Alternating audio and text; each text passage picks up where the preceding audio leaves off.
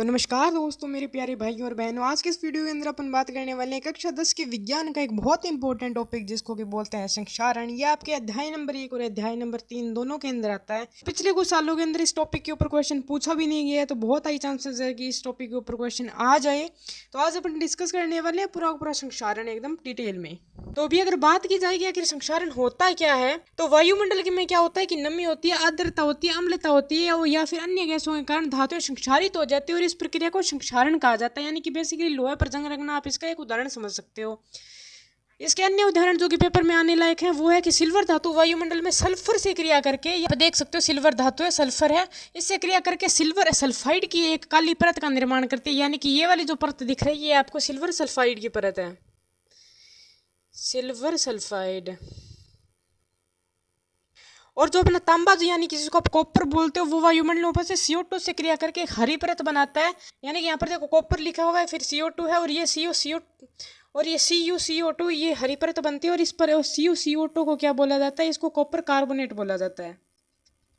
और इस वीडियो के पूरे आपको PDF नोट्स जो डिस्क्रिप्शन के अंदर मिल जाने वाले हैं, उसकी आपको टेंशन लेने की कोई भी आवश्यकता नहीं है। फिर देखो वायुमंडल में रखे लोहे पर जो है ना भूरे रंग की परत चढ़ जाती है, जिसे जंग कहते हैं। ये मैंने आपको बता ही दिया है। फिर अगर बात की जाए संक्षारण से सुरक्षा की, तो पेंट करके, ग्रीस लगाकर, ऑयल लगाकर और यशद लेपन, क्रोमियम लेपन, एनोडीकरण द्वारा संक्षारण से सुरक्षा की जा सकती है। यानी कि बेसिकली धातु को संक्षारित होने से बचाया जा सकता है।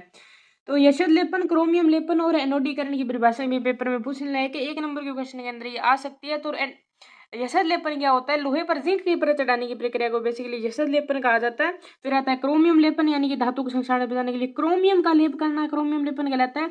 एनोडीकरण is very very very important, paper के अंदर पूछे जाने की बहुत संभावना है, क्योंकि बहुत साल से आया नहीं है।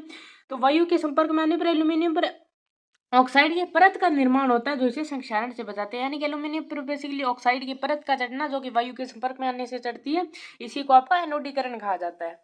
और एक बहुत ही अचरज की बात है कि इसके ऊपर RBSc 2025 के अंदर एक क्वेश्चन भी पूछा गया। क्वेश्चन पढ़िए कि यदि कॉपर आर्द्र कार्बन डाइऑक्साइड में पड़ा रहता है तो उसकी सतह पर क्या प्रभाव पड़ेगा। तो कॉपर पर हरे रंग की कॉपर कार्बोनेट की परत चढ़ जाएगी, और हरे रंग की कॉपर कार्बोनेट की परत का सूत्र क्या होता है? CaCO3, बीच में यहाँ पे डॉट भी लगता है। और ये चीज मैंने आपको भी बताई है।